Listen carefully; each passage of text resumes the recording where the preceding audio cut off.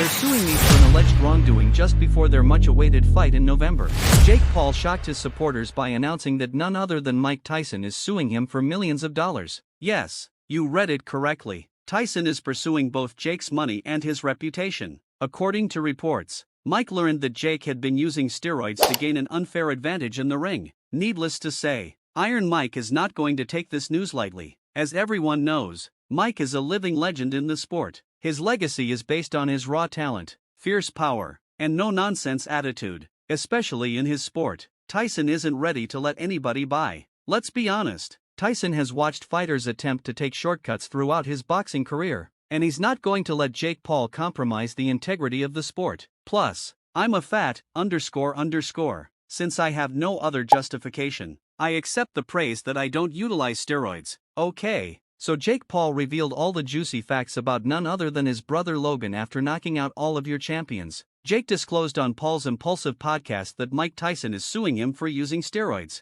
But here's the really shocking part. Jake insists he never touched the material. In his opinion, Tyson's charges are nothing more than deceitful contamination and falsehoods, and the whole situation is a bunch of bullshit. Jake even said, "I've never taken steroids in my life, bro. This is insane. They're trying to ruin me, but I'm going to prove them all wrong." And it goes back to like people just like attacking Jake Paul and like wanting to see me fail. Now Jake looked fired up as he talked about how this lawsuit is coming out of nowhere and how Mike Tyson, one of his idols, has completely turned on him. But here's where it gets a little sus. Fans have been whispering for months that Jake's overnight transformation has been raising eyebrows. I mean, look at him. He went from being a YouTuber turned boxer to knocking out legit fighters and pack on some serious muscle in record time. You got to admit it does make you wonder, right? Well, apparently Tyson isn't just wondering. The boxing legend claims he's got actual proof that Jake has been juicing up and taking banned substances to get an unfair advantage in the ring, and surprisingly, out of 11 fights this guy's managed to snag 10 wins, with 7 of those being TKOs. On paper it looks like Jake's on his way to becoming the next big thing in boxing, a powerhouse in the ring, crushing his opponents left, right. But hold up, let's scratch beneath the surface and things start to get a bit sketchy, because people aren't just clapping for those wins, they're raising eyebrows, asking the real question.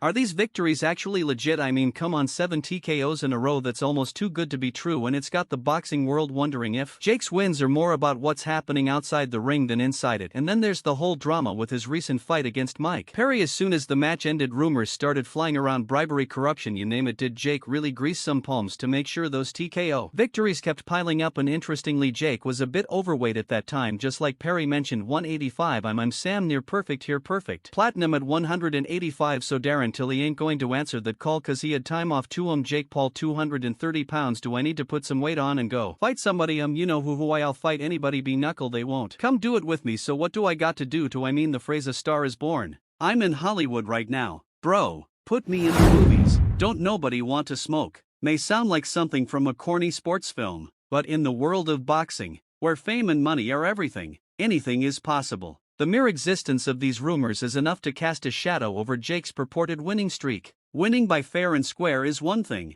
but when there are rumors of dubious dealings and rigged bouts, it's a completely different story. Let's talk about what a TKO really means. When the referee intervenes and determines that a fighter cannot safely continue, possibly because they are not defending themselves or have already been declared winners, it is called a technical knockout, or TKO. Tyson's made it no secret how much he despises those kinds of wins. In an interview on August 12, 2024, Tyson pretty much called it out for what it is, saying that TKO wins are a cop-out, a way to avoid the real test of a fighter's mettle. To Tyson, a TKO is like winning by default. It's the ref stepping in before things get really interesting, before the real fight has even had a chance to play out. And when it comes to Jake, with 7 out of his 10 wins being TKOs, Tyson's not buying it. He sees it as a sign of weakness, not strength. The real victory in Tyson's book is when your opponent is laid out on the canvas, no questions asked. Anything less is just a shortcut, which brings us to Tyson's latest power move, pushing for KO-only victories. In his fight with Jake Paul on August 22, 2024, during a press conference at the MGM Grand in Vegas, Tyson laid down the law. This fight is going to be decided by knockout, no TKO nonsense allow. And this, my friends, is a game changer for Jake. A KO means you've got to hit hard enough to put your opponent down for good. No ifs, ands, or buts. By stripping away the safety net of a TKO, this is no longer just a fight. Tyson is pressuring Jake to show that he has what it takes to actually knock someone out, rather than relying on the referee to save him.